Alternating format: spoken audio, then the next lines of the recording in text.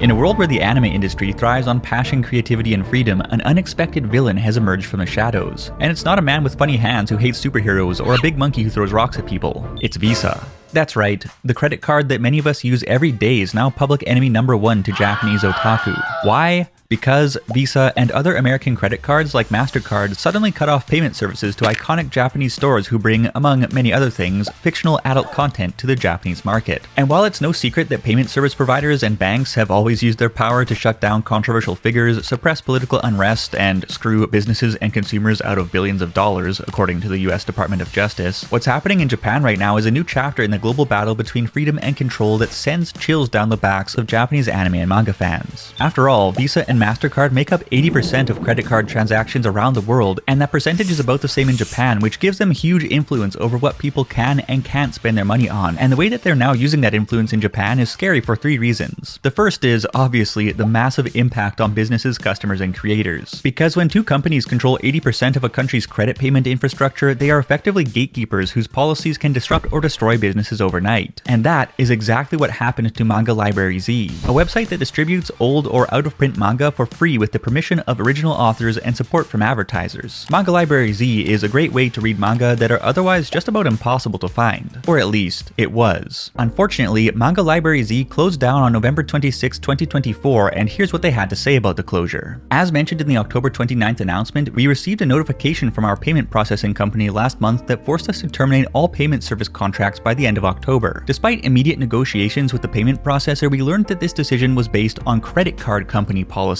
and could not be overturned. We worked tirelessly to assess our financial options and restructure operations, but we ultimately concluded that continuing the site in a way that could no longer provide fair revenue to creators would betray the trust of both creators and users. This led to the painful decision to suspend the service. We sincerely apologize for this outcome. And just like that, an important player in the preservation of vintage manga is out for the count. But why exactly did certain credit card company policies suddenly target Manga Library Z, despite the fact that the website was already doing business with these companies for nearly 14 years? Surely it's partially due to Manga Library Z hosting a paid service that provided 18+ manga, but that service was launched way back in 2011, which instead points the finger at credit card companies changing their policies at some point during 2024. Of course, Visa and Mastercard have both gotten more cautious about their involvement with adult content after the MindGeek fiasco, where they got caught up in a massive court case wherein Visa was accused of enabling trafficking, exploitation, and other crimes. However, this time we're talking about legally produced fiction and artwork made and sold in Japan, not criminally produced videos exploiting real-life people around the world. Obviously, some genres of Japan's adult anime and manga content are highly contentious, and even illegal in some parts of the world, but these fictional works are 100% legal under Japanese law. So on one hand, private businesses have the right to decide who they want to or don't want to do business with, but on the other hand, credit card companies specifically probably need to operate to a different standard. After all, they have so much control over the sale of goods and services that it's effectively indirect censorship if they cut off payment options to lawfully operating businesses and creators. And Manga Library Z certainly wasn't the only business blindsided by companies like Visa and Mastercard suddenly turning against them. Take DL Site, which might be Japan's biggest online distributor of adult comics and doujinshi. In 2024, like so many other Japanese retailers, DL Site was targeted by foreign credit card companies, and they even tried to compromise by replacing various adult comic search terms to less explicit terms. For example,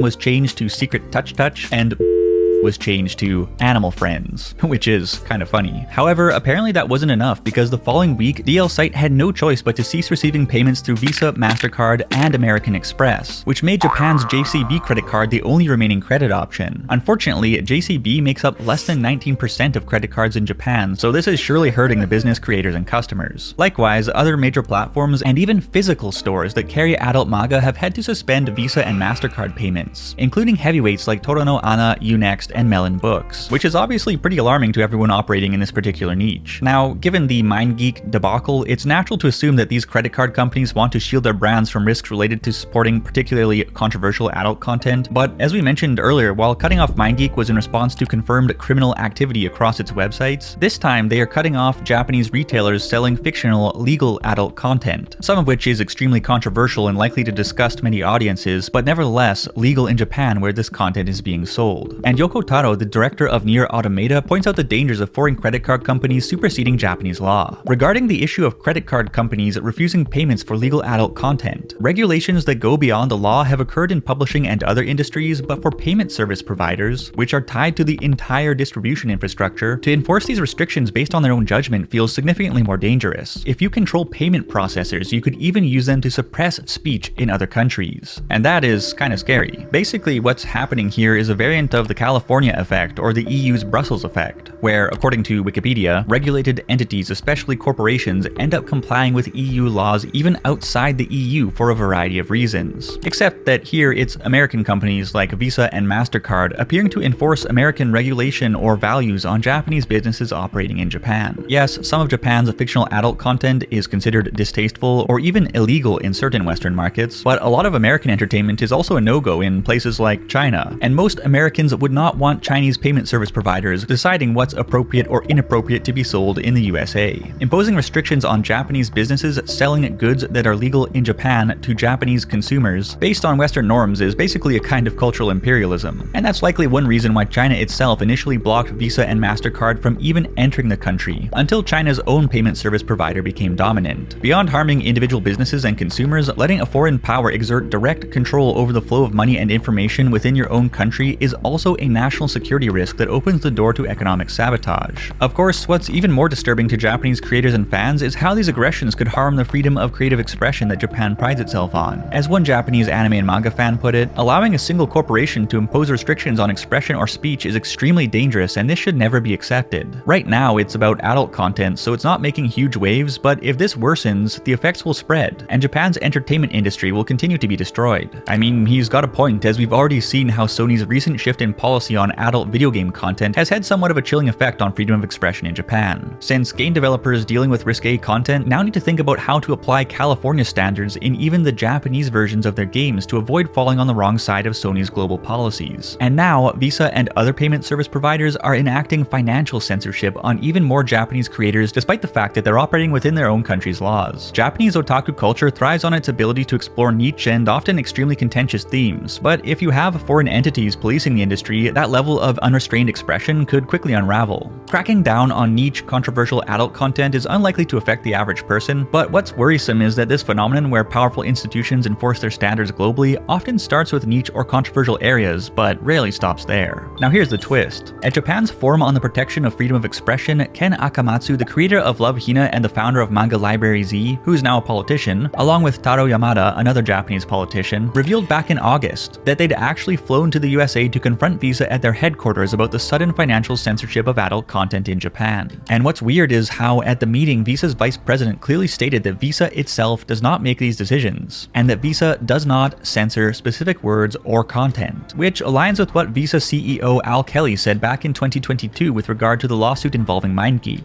It is Visa's policy to follow the law of every country in which we do business. We do not make moral judgments on legal purchases made by consumers, and we respect the rightful role of lawmakers to make decisions about what is legal and what is not. Sure, except that that's not at all what's happening in Japan. So did Visa's president and vice president lie to us? Or are rogue divisions and individuals within the company acting on their own against the company's official position? This is where it gets interesting, because on November 27, 2024, Visa Worldwide Japan's president and representative director Seaton Kitney dropped the truth during a briefing, where someone asked why Visa can no longer be used on some Japanese websites selling adult content that's 100% legal in Japan. Kitney explained that while Visa's policy is to allow its services to be used for legal and legitimate purposes as much as possible, sometimes it's necessary to restrict usage to protect the brand. He also mentioned that decisions like this are complicated because they involve both local and global policies, stressing the importance of maintaining integrity and trust and indicating that the measures taken will not be temporary. And that does not align with what Al Kelly said in 2022, or what Visa HQ told Ken Akamatsu and Taro Yamada in 2024. So it's possible that it is Visa Worldwide Japan behind the adult content crackdown, operating against the intentions of the the US headquarters, but it's hard to say. Either way, people like Ken Akamatsu and Taro Yamada are fighting to protect Japan's exceptionally high level of creative freedom, and the efforts might be paying off, because even though the doujinshi chain Melon Books has no plans to resume Visa and Mastercard payments for online or ebook purchases, they do hope to resume Visa and Mastercard payments for in-store purchases sometime in December. And another platform, Getchu.com, which despite the fact that they removed various products and product information from their site to comply with the credit card company policies, ended up having to completely suspend their Visa payments anyways, actually has recently been able to reinstate Visa as a payment option for their customers. So even though Japan's battle against payment service provider censorship isn't won, it isn't over either. But what do you think? Are Visa and other foreign credit card companies justified to crack down on controversial adult content in Japan? Or is it simply dangerous that these companies are so easily able to directly influence another country's content distribution and creative freedom?